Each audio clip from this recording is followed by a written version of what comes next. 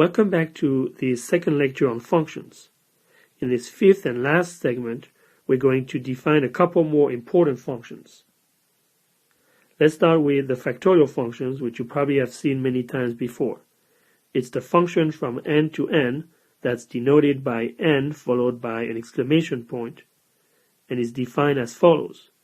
N factorial is equal to the products of all the integers from n down to 1. That is, if n is greater than 0. By definition, the factorial of 0 is equal to 1. Now, another function we are interested in depends on a positive integer m. So this defines a family of functions, one for each value of m. This function is called the modulus function or the modulo m function, and we call it f of m or f sub m, since it's a family of functions depending on m. It's defined again from n to n, and is defined as follows. F sub m of n is equal to n modulo m, where the modulo operation means the remainder of the integer division of n by m.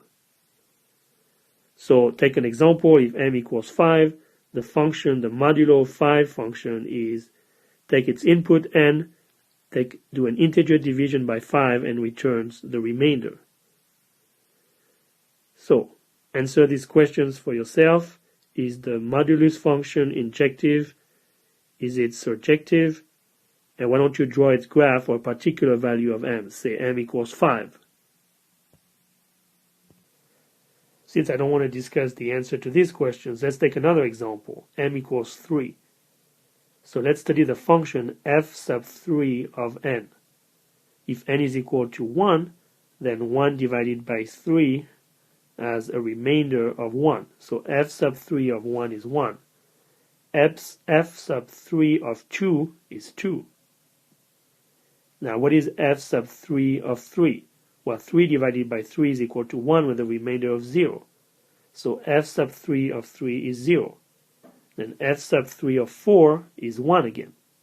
So I think you should see the pattern developing. Basically, the values of f sub m of n are integers between 0 and n minus 1, since the remainder of a division always goes between 0 and the value of the number by which you divide.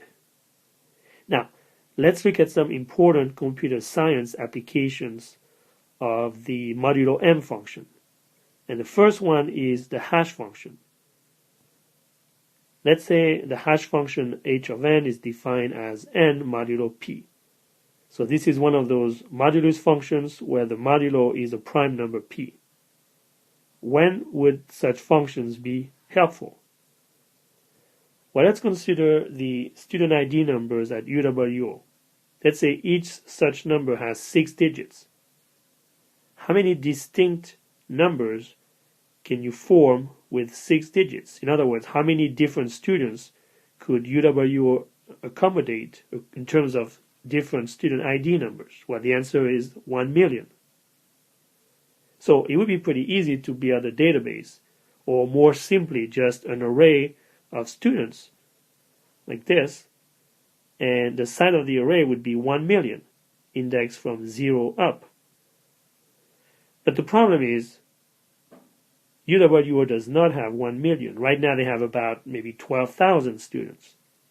So why waste time in our database or our array with 1 million slots when you really need about 12,000? So the answer to this question is to use a hash function. So we want an array of size about 12,000, maybe a little bigger. So let's pick a prime number that's larger than 12,000, say 12,037. Let's assume that's a prime number. Now, what we can do is we can build a database or array of size 12,037 instead of 1 million. In other words, our array now will start from index 0 and go up 1, 2, all the way to 12,036. That's much smaller than 1 million. Now, the question is, how can we locate a particular student in this array? Since, remember, the student number, which we want to use as an index, have 6 digits, so they are much bigger than, in many cases, 12,000. Well, the idea is simple. You take the student ID number, let's call it n, let's run it through the hash function, which will compute the modulo 12,037. Therefore, it will give you a number between 0 and 12,036. So hash functions are used as indices in arrays and allow you to compress your array and not have a lot of unused entries like you would here if you used an array of size 1 million for only about 12,000 students. Now, of course, one possible problem with this hash function is that two different students with two different ID numbers, when you run them through the modulo function or the hash function, may end up with the same result. In other words, two students may end up in the same entry in the array. That's called a collision, and that is not acceptable. So that's the reason why we would really like these hash functions to be injective, because in that case they would be one-to-one and each student would be guaranteed to have their own entry in the array. Now, it's usually not possible to build a hash function that's injective, but I don't want to talk about it in any more detail here. Please refer to your data structures course. Now, the second application of the modulus function has to do with generating pseudo-random numbers.